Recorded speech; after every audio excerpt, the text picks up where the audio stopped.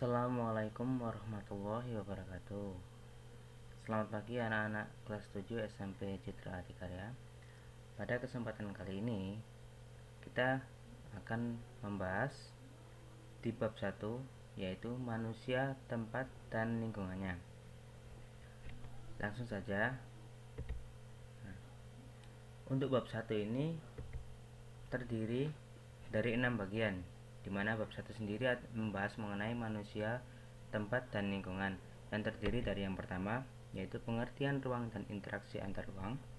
Yang kedua, letak dan luas Indonesia. Yang ketiga, yaitu potensi sumber daya alam dan kemaritiman Indonesia. Yang keempat, dinamika kependudukan Indonesia. Dan yang keempat, kondisi alam Indonesia. Serta yang terakhir, yaitu perubahan akibat interaksi antar ruang. Dan untuk pertemuan yang kedua ini, materi kita membahas mengenai poin pertama, yaitu pengertian ruang dan interaksi antar ruang. Nah, ini akan kita bahas pada pagi hari ini. Langsung saja. Pengertian ruang dan interaksi antar ruang, di mana pengertiannya, ruang merupakan tempat, baik secara keseluruhan maupun hanya sebagian yang digunakan oleh makhluk hidup untuk tinggal, di mana ruang sendiri itu terdiri dari ruang udara. Kemudian bisa kita lihat di sini terdapat contoh, yaitu balon-balon, di mana yang bertempat tinggal di udara bisa seperti manusia maupun hewan-hewan semacam burung yang tinggalnya memang di udara. Kemudian yang kedua, yaitu ada darat. Nah, sebagian besar umat manusia dan juga sebagian besar umumnya makhluk hidup itu tinggalnya di atas daratan.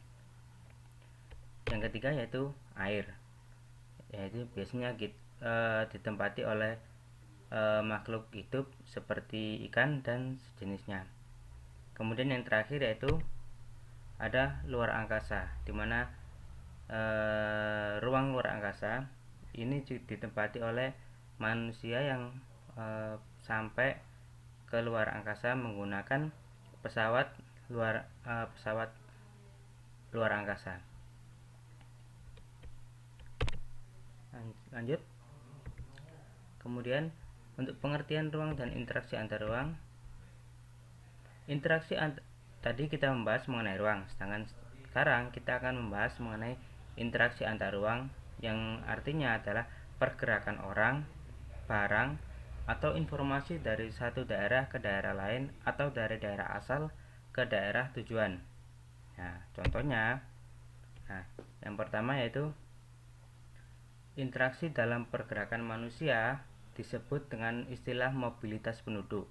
Biasanya kita mendengar mobilitas penduduk ini pada saat seperti setelah Idul Fitri. Biasanya orang-orang mengatakan mudik atau pulang kampung. Nah, atau begitu sebaliknya, arus balik setelah adanya libur Idul Fitri. Kemudian yang kedua, yaitu interaksi dalam bentuk perpindahan barang disebut transportasi. Artinya dari barang misalkan di daerah Gresik dikirim ke luar kota, misalkan dari Gresik ke Surabaya atau ke Malang, itu melalui transportasi. Dan yang terakhir, yaitu interaksi antar ruang yang berikutnya, interaksi dalam bentuk gagasan atau disebut dengan komunikasi. Biasanya kalau secara umum komunikasi memang berlangsung antara tatap muka, tapi sekarang karena kemajuan zaman yang semakin cepat, sekarang komunikasi dapat melalui jarak jauh, bisa menggunakan telepon ataupun menggunakan sosial media yang pada saat ini kita sering menggunakannya, entah melalui handphone atau laptop. Ya. Kemudian beberapa kondisi dalam terjadinya interaksi keruangan. Yang pertama, yaitu kondisi saling melengkapi, di mana kondisi saling melengkapi yang terjadi jika ada wilayah-wilayah yang berbeda komoditas yang dihasilkannya. Misalkan di daerah Gresik itu terkenal dengan lumbung padi, sedangkan mungkin kalau di daerah Malang itu cenderung lebih ke daerah sayur maupun buah-buahan. Jadi dari Gresik itu mengirimkan logistik berupa beras ke daerah Malang, sedangkan dari Malang mengirimkan logistik berupa sayur dan buah-buahan ke daerah Gresik. Artinya saling melengkapi antara dua daerah. Kemudian yang kedua yaitu kesempatan antara, merupakan suatu lokasi yang menawarkan alternatif lebih baik sebagai tempat asal maupun tempat tujuan. Nah, yang dimaksud alternatif lebih baik bisa diartikan sebagai diskon maupun barang yang lebih baik. Contoh, misalkan di daerah Malang itu mempunyai kualitas sayur dan buah-buahan yang lebih segar daripada di daerah Surabaya maupun di Gresik. Jadi orang-orang cenderung lebih memilih sayuran dan buah-buahan yang berasal dari Malang karena lebih fresh dan juga lebih segar. Kemudian yang terakhir yaitu kemudahan transfer. Transfer yang dimaksud di sini itu seperti mengirim sebuah barang, ya. Jadi pengangkutan barang atau jasa atau juga yang memerlukan biaya, biasanya biaya yang dicari adalah biaya yang lebih rendah. Biasanya kalau kita membeli barang dari situs online, kita biasanya mencari yang ada gratis ongkir maupun yang biaya ongkos kirimnya itu yang paling murah. Nah, tadi kemudian perubahan akibat interaksi antar ruang. Di sini ada 6. Interaksi antar ruang dapat terjadi dalam bentuk pergerakan barang, orang, maupun ide atau gagasan.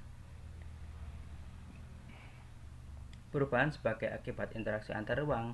Yang pertama, berkembangnya pusat-pusat perkembangan. Kita tahu sekarang di kota metropolitan, di kota tetangga kita yaitu Surabaya, sekarang mulai banyak pembangunan mall yang amat besar, dan juga di beberapa tempat pun juga mulai.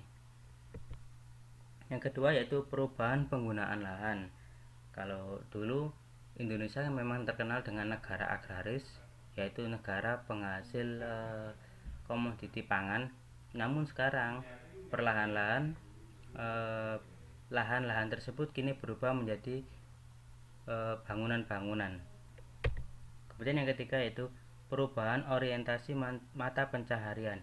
Nah, seperti yang Pak Singgi jelaskan tadi, dulu memang banyak sekali petani yang kita temukan, namun sekarang generasi selanjutnya itu cenderung lebih lebih teralihkan dari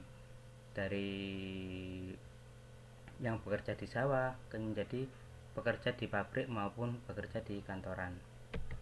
Kemudian yang keempat yaitu sarana dan prasarana berkembang. Ini banyak kita temui di beberapa tempat itu mulai membangun sarana prasarana untuk menunjang kehidupan di berbagai tempat. Yang kelima yaitu perubahan sosial budaya. Ya, kita tahu dengan adanya sosial media yang semakin berkembang, maka informasi juga semakin cepat kita dapatkan, dan secara tidak langsung itu juga akan merubah sosial budaya kita. Yang terakhir yaitu perubahan komposisi penduduk. Nah, di sini yang dimaksud dalam mobilitas penduduk, adanya transmigrasi atau perpindahan penduduk dari kota menuju ke desa ataupun urbanisasi, yaitu dari penduduk desa menuju ke kota, itu akhirnya berubah, di mana misalkan di daerah Surabaya sekarang banyak dari berbagai ras. Contohnya ada dari ras suku Jawa, ada suku Cina, ada suku Madura, dan juga ada suku beberapa dari negara Asia seperti India. Jadi di Surabaya sekarang tidak hanya dari masyarakat suku Jawa, tetapi sudah tercampur dengan beberapa suku-suku di beberapa negara. Nah, terima kasih, itu tadi untuk materi pada pagi hari ini. Untuk selanjutnya, silakan menjawab pertanyaan berikut di kolom komentar YouTube ini saja ya. Jadi, serta sebagai bukti presensi kehadiran pembelajaran daring, sertakan nama di depan sebelum berkomentar. Misalkan Andi, jawaban nomor 1 apa, nomor 2 apa, nomor 3 apa. Nah, untuk soalnya sendiri, yang pertama yaitu pasar pasar merupakan interaksi antar ruang yang terjadi di, silakan dijawab nanti di kolom komentar. Kemudian yang kedua yaitu contoh dalam kegiatan di pasar yang saling melengkapi ialah, bisa kalian sebutkan contohnya di dalam kegiatan pasar yang ada di sekitar kalian itu apa. Kemudian yang terakhir yaitu salah satu kemudahan dalam membayar sebuah pembelian barang yang dilakukan adalah hadirnya alat apa yang menjadi kemudahan dalam membayar sebuah transaksi. Nah, silakan dijawab di kolom komentar. Jangan lupa sertakan nama sebagai bukti presensi kehadiran pembelajaran kalian. Oke, terima kasih. Wassalamualaikum warahmatullahi wabarakatuh.